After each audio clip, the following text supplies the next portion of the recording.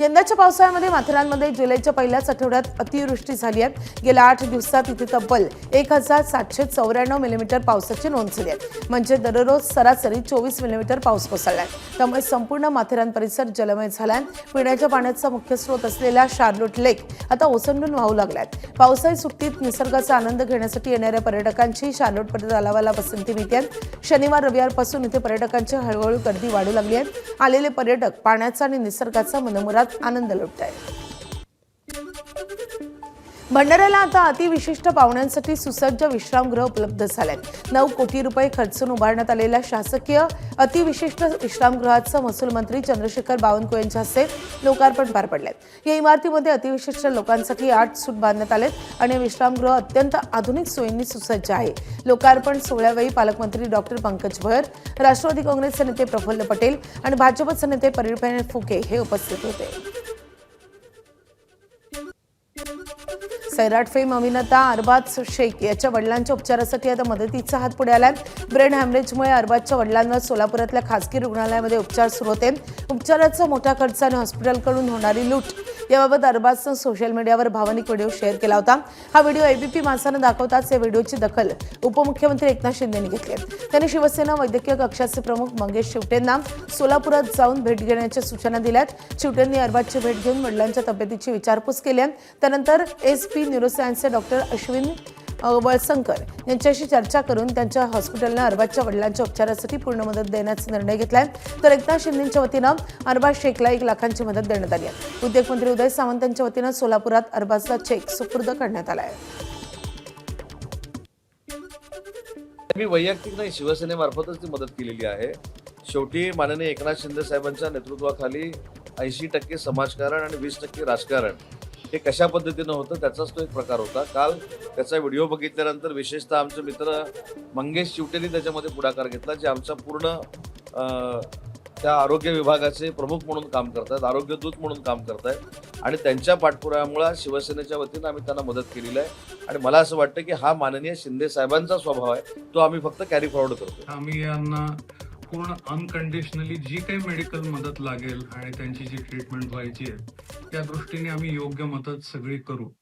आज चिवटे सर स्वतः इथं हजर होते, त्यांच्याशी माझी एक बैठक झाली आणि त्याच्यामध्ये हॉस्पिटल ॲडमिनिस्ट्रेशननी आणि मी स्वतः हा निर्णय घेतलाय की त्यांना कुठल्याही प्रकारची अडचण येऊ नये आणि वेगवेगळ्या संस्थांना आम्ही आवाहन केलंय की त्यांना काहीतरी निधी मिळावा ज्याच्यामुळे त्यांच्या आर्थिक परिस्थितीला मदत होईल। आणि मी त्यांना माझी हीच विषय आहे की ते लवकरात लवकर याच्यातून बरे व्हावे आणि सुखरूप घरी जावे। आता बातमी आहे पिंपरीतल्या मोशी दुर्घटनेसंदर्भात। पिंपरी चिंचवडच्या मोशीतील कचरा डेपो दुर्घटनेमध्ये आतापर्यंत 8 जणांचा मृत्यू झालाय। घटनास्थळावरून दिवसभरात एकूण 7 मृतदेह बाहेर काढण्यात आले। ज्या इमारतीवर कचऱ्याचा ढिगारा कोसळला होता येथील रेस्क्यू ऑपरेशन संपलं असून इमारतीबाहेरील ढिगाऱ्यामध्ये अडकलेल्या एका कर्मचाऱ्याचा शोध घेण्यात येतोय। दुर्घटना झाली तेव्हा 23 कामगार इमारतीमध्ये होते, त्यापैकी 14 कामगारांना सुखरूपपणे बाहेर काढण्यात यश आलं होतं। दुर्घटनास्थळी नातेवाईकांचा आक्रोश पाहायला मिळतोय। यावेळी नातेवाईकांची पोलिसांसोबत बाचाबाची झाली आहे। दरम्यान मोशी दुर्घटना प्रकरणी प्रकल्प चालवणाऱ्या अँटोनी वेस्ट ग्रुपकडून मृतांच्या नातेवाईकांना 25 लाख रुपये देण्यात येणार आहेत। याशिवाय कुटुंबातील व्यक्तींना इच्छा असल्यास कंपनीमध्ये नोकरी मिळणार आहे, तर महापालिकाही 10 लाख रुपये मदत देणार आहे। नाशिकमधल्या चर्चेत असलेल्या बनावट शालार्थ आयडी प्रकरणी धुळ्यातल्या संशयित आरोपी प्रशांत वाडिले आणि त्याचा वाहन चालक नितीन मराठे यांना नाशिक आर्थिक गुन्हे शाखेने ताब्यात घेतले। या दोघांच्या घराची झाडाझडती घेण्यात आली आहे। ताब्यात घेतल्यानंतर दोघांना धुळे न्यायालयामध्ये हजर करण्यात आलं असता आता त्यांना पुढील तपासासाठी नाशिकला हलवण्यात आले। आज त्यांना नाशिक न्यायालयामध्ये हजर केलं जाणार आहे। दरम्यान या प्रकरणामध्ये आणखी काही संस्थाचालक नाशिक आर्थिक गुन्हे शाखेच्या रडारवर असल्याची माहिती फिर्यादी पंकज साळुंखे यांनी दिली आहे। नांदेडच्या विष्णुपुरी येथील उड्डाणपुलाचा काही भाग कोसळल्याच्या घटनेनंतर राजकारण चांगलंच तापलंय। या घटनास्थळी स्थानिक आमदार आनंदराव बोंडारकर यांनी भेट दिली आहे। पूल कोसळल्यानंतर त्या जागी सिमेंट लावून दुरुस्ती करण्याचा प्रयत्न झाल्याचं पाहून आमदार संतापलेत। त्यांनी उपस्थित अधिकाऱ्यांना चांगलाच दम भरलाय। या घटनेचे व्हिडिओ सोशल मीडियावर व्हायरल झाल्यानंतर नागरिकांमधूनही संताप व्यक्त होत आहे। मुंबईच्या अंधेरीमधल्या बेस्ट बस लीज बस अपघात प्रकरणामध्ये आता मोठी कारवाई झाली आहे। या भीषण अपघातासाठी जबाबदार असलेला बस चालक साहिल सावंत यांच्या विरोधात डीएन नगर पोलीस ठाण्यात गुन्हा दाखल झालाय।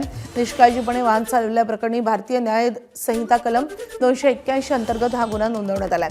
या अपघातात 6 जण जखमी झाले होते, त्यात रस्ता ओलांडणाऱ्या एका महिला डॉक्टरचाही समावेश आहे। साहिल सावंतला वैद्यकीय तपासणीसाठी कोपर रुग्णालयामध्ये नेण्यात आलं असून अहवालानंतर आणखी गंभीर कलमे लावण्याची शक्यता आहे। अपघाताचं नेमकं कारण काय याचा डीएनए नगर पोलीस सखोल तपास करत आहेत। अकोल्यातून एक धक्कादायक प्रकार समोर आलाय। नामांकित कंपनीच्या आईस्क्रीममध्ये चक्क अळ्या निघाल्याचा दावा एका ग्राहकाने केलाय। या घटनेचा व्हिडिओ देखील सोशल मीडियावर व्हायरल झालाय। काही दिवसांपूर्वीच अकोल्यामध्ये याच कंपनीच्या कॅडबरी चॉकलेटमध्ये अळ्या आढळलेल्या होत्या। ती घटना ताजी असतानाच आता पुन्हा त्याच कंपनीच्या आईस्क्रीममध्ये अळ्या आढळल्यामुळे खळबळ निर्माण झाली आहे। लहानांपासून मोठ्यांपर्यंत सर्वांना आवडणाऱ्या आईस्क्रीम आणि चॉकलेटमध्ये अशा प्रकारे अळ्या सापडल्यामुळे ग्राहकांमध्ये भीतीचं वातावरण आहे। दरम्यान या प्रकरणानंतर अन्न व औषध प्रशासन विभाग काय पावलं उचलतो याकडे सर्वांचंच लक्ष लागलंय। नंदुरबार जिल्ह्यातल्या शहादा शहरातल्या समाज कल्याण विभागाच्या वसतिगृहामध्ये विद्यार्थ्यांना अन्नातून विषबाधा झाल्याची धक्कादायक घटना समोर आली आहे। वसतिगृहातील जेवण केल्यानंतर अवघ्या 15 मिनिटात अनेक विद्यार्थ्यांना उलट्या आणि मळमळीचा त्रास सुरू झाला आणि त्यानंतर विद्यार्थ्यांना तातडीनं शहादा ग्रामीण रुग्णालयामध्ये उपचारासाठी दाखल करण्यात आले। प्राथमिक माहितीनुसार वसतिगृहातील सुमारे 40 ते 50 विद्यार्थ्यांना अन्न विषबाधेचा त्रास झालाय। विद्यार्थ्यांनी डाळ भात, शेवग्याची भाजी आणि चपाती असं जेवण केलं होतं। या जेवणानंतर अचानक प्रकृती बिघडल्यानं वसतिगृहात एकच गोंधळ उडालाय। त्रास अधिक वाढलेल्या 3 विद्यार्थ्यांची प्रकृती चिंताजनक असल्यानं त्यांना पुढील उपचारासाठी खासगी रुग्णालयामध्ये दाखल करण्यात आले।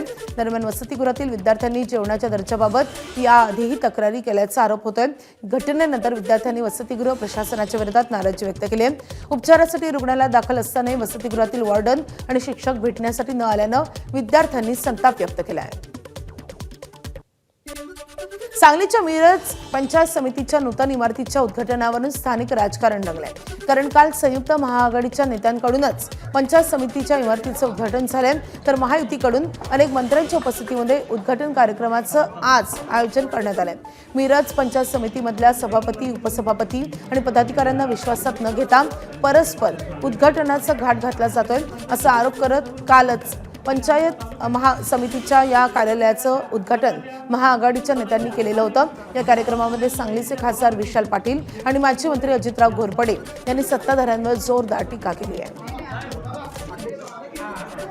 जळगावमध्ये सैन्य आणि पोलीस भरतीच्या एक सवय लागली की शासकीय निधी हा शासनाचा म्हणजे जनतेचा नाही, हा आपल्या वैयक्तिक इस्टेटीचा, आपल्याच बापाचा पैसा असल्यासारखं यांच्या मनात राहतात। काही अधिकारी आहेत तर त्यांना वाटते की आज सत्तेचं त्यांना संरक्षण आहे, मात्र त्यांनी लक्षात घ्यावं की आज कुणाची तरी बाजू कुणाच तरी ऐकून तुम्ही रेटून काय निर्णय घ्यायला लागलाय।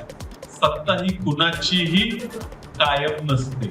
अशा पद्धतीने एखादं उपमंडळ वृत्तीचं राजकारण हे तर थांबव, त्याला सांगली जिल्हा म्हणतात, सहजासहजी विकला जाणार नाही। या पुढील काळात तुमच्या सगळ्यांच्या सहकार्याने जी नवीन पद्धत राजकारणात आणायला प्रयत्न चालले, विकत घ्या आणि राज्य करा, ही पद्धत थांबवण्याचं काम हे तुमच्या मदतीतून या पुढच्या काळात करायचं आहे।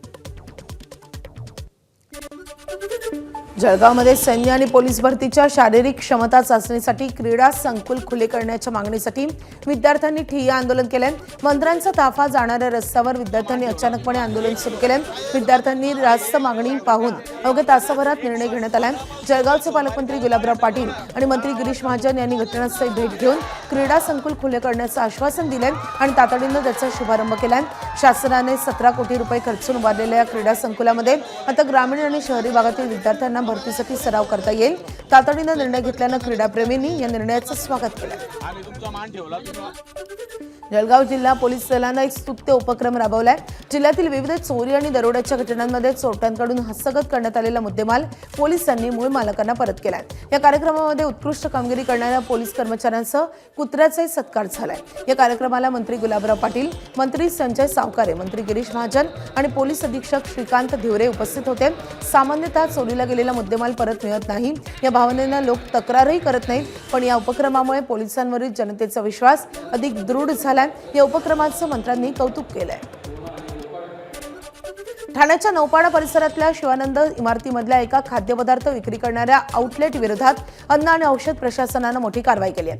सडलेले दुग्धजन्य पदार्थ, ब्रेड आणि इतर खाद्यसामुग्री साठवून ठेवल्यानं परिसरात अनेक दिवसांपासून तीव्र दुर्गंधी पसरली होती आणि यामुळे स्थानिकांच्या आरोग्याचा प्रश्न निर्माण झाला होता.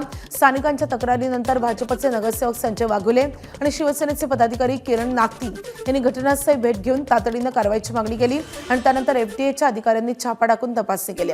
साठवणूक आणि स्वच्छतेमध्ये अनेक त्रुटी आढळल्यामुळे संबंधित आउटलेट सील करण्याची प्रक्रिया सुरू करण्यात आली आहे. नियम मोडणाऱ्यांवर कठोर कारवाईचा इशाराही यावेळी अधिकाऱ्यांनी दिला आहे. धुळ्यामध्ये अन्न औषध प्रशासनाने लाखो रुपयांचा प्रतिबंधित गुटखा जप्त केलाय. सांगवीकडून शिरपूरला जाणाऱ्या एका वाहनामध्ये महाराष्ट्रात बंदी असलेला पान मसाला, गुटखा आणि तंबाखूची वाहतूक होत असल्याची माहिती मिळाली होती. हाडाखेड चेक पोस्टवर तपासणी केली असता वाहनामध्ये 6,340 पॅकेट सापडलेत, ज्यांची किंमत सुमारे 7,53,000 रुपये. या प्रकरणी वाहन चालक अतुल ब्राह्मणे, क्लीनर सौरभ ललवाणी आणि मालक हेमंत मराठे यांच्याविरुद्ध शिरपूर तालुका पोलीस स्टेशनमध्ये आता गुन्हा दाखल झाला आहे. नालासोपारा रेल्वे स्थानकाबाहेरील एका चहा विक्रेत्याचा व्हिडिओ सध्या सोशल मीडियावर व्हायरल झालाय. या व्हिडिओमध्ये हा विक्रेता रस्त्यावर साचलेल्या अस्वच्छ पाण्याच्या पावसानं चहाची भांडी आणि किटली धुत असल्याचं दिसतंय. हा प्रकार समोर आल्यानंतर स्थानिक रहिवासी आणि प्रवाशांनी तीव्र संताप व्यक्त केलाय.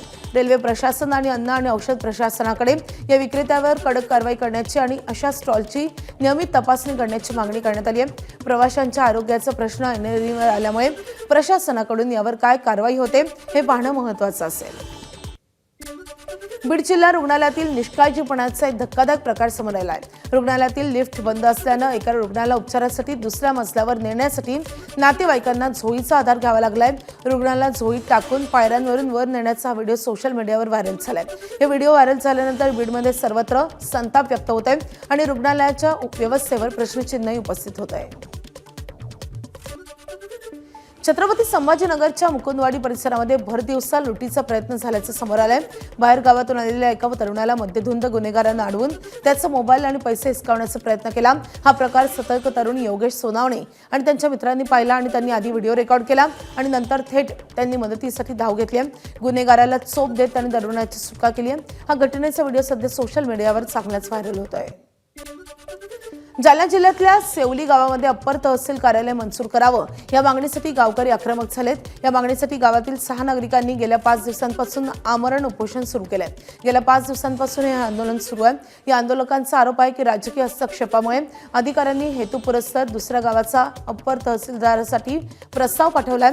भौगोलिकदृष्ट्या सेवली गाव अप्पर तहसील कार्यालयासाठी अधिक सोयीचं असल्याचं या आंदोलकांचं म्हणणं आहे आणि त्यामुळे त्यांच्या मागणीला तातडीनं मंजुरी द्यावी अशी मागणी त्यांनी केली आहे. एबीपी माझा, उघडा डोळे बघा नीट.